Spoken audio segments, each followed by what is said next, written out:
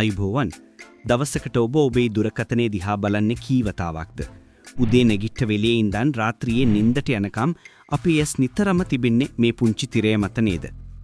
අද අපි කතා කරන්නේ මේ ස්මාර්ට්ෆෝන් භාවිතය නිසා අපේ මොළයට සිදුවන බලපෑම ගැන. මේක හිතන තරම්ම සුළු දෙයක් නෙවෙයි. මොකද මේ දුරකථනයේ අපේ ජීවිතයට ගේන හානිය අද වෙද්දි විද්‍යාත්මකව ඔප්පු වෙලා අවසන්. පළමුවෙන්ම බලපෑම එල්ල වෙන්නේ අපේ අවධානයට සහ මතකයට. අපි නිරන්තරයෙන්ම අලුත් දැනුම් දීම් සහ ෂෝට්ස් වීඩියෝ වලට හුරු වීම නිසා මොළය ඉක්මන් තෘප්තියට ඇබ්බැහි වෙනවා. මේ නිසා දිගු වේලාවක් එකම දෙයක් කෙරෙහි අවධානය යොමු කිරීමේ හැකියාව ක්‍රමයෙන් නැති වී යනවා. පර්යේෂණ වලින් පෙන්වා දී තිබෙන්නේ දුරකථනය අපේ අතට ළඟා වෙන්න පුළුවන් දුරින් තිබුණත් අපේ මොළයේ සංඥානන ධාරිතාව අඩු වෙන බවයි. මොකද මොළය නිරන්තරයෙන්ම දන්නවා තොරතුරු ඉක්මනින්ම දුරකථනයෙන් ලබා ගන්න පුළුවන් කියලා. මේ නිසා මොළය මහන්සි වෙලා සිතීම නතර කරනවා. දෙවනුව මේක රසායනික ගැටලුවක්. අපිට අලුත් ලයික් එකක්, කමෙන්ට් එකක් හෝ මැසේජ් එකක් එන හැම වෙලාවකම මොළයෙන් ඩෝපමයින් නැමැති රසායනිකේ නිදහස් වෙනවා. මේක තමයි සතුටේ හෝ විපාකයේ රසායනිකය.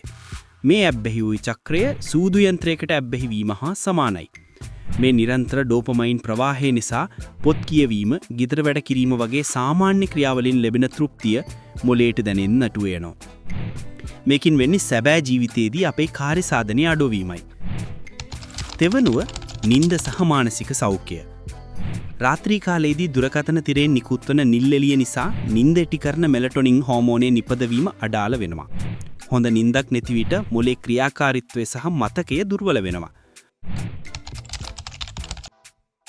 නිරන්තර දැනුම් දීම්, සමාජ මාධ්‍ය සංසන්දන සහ සම්බන්ධ වී සිටීමේ පීඩනය නිසා ආතති මට්ටම ඉහළ යනවා.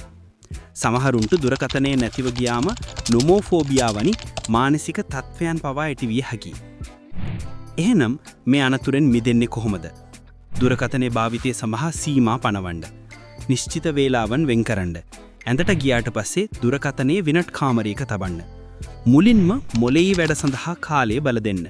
උදෑසන අවදි වුවහම දුරකථනයේ පරීක්ෂණය කිරීම වෙනුවට විනාඩි කිහිපයක් වෙනත් කාර්යයක යෙදෙන්න. නොමෝෆෝබියාව වැනි රෝගයන්ගෙන් වැළකීම සඳහා අනවශ්‍ය දැනුම් දීම් අක්‍රිය කරන්න. සැබෑ සම්බන්ධතා ඇති කරගන්න. තිරේ නැත් වෙලා ඔබේ මිතුරන්, පවුලේ අය සමග සැබෑ ලෝකයේදී කාලය ගත කරන්න. ස්මාර්ට්ෆෝන් කියන්නේ අපූරු මෙවලක්. නමුත් ඒ ඔබේ ජීවිතේ පාලනය කරන්න ඉඩ දුන්නොත් එහි ප්‍රතිවිපාක බරපතලයි. ඔබ සැවරින්ම මොළයට හොඳ දෙයක් කරනවා නම් ටික වෙලාවකට දුරකථනය පසින් තබන්න. මේ වීඩියෝ එක ගැන ඔබේ අදහස් පහලින් කමෙන්ට් කරන්න. මේ වගේම වැදගත් තොරතුරු දැනගන්න අපේ channel එක subscribe කරන්න අමතක කරන්න එපා. ස්තුතියි. ඔබට සුබ දවසක්.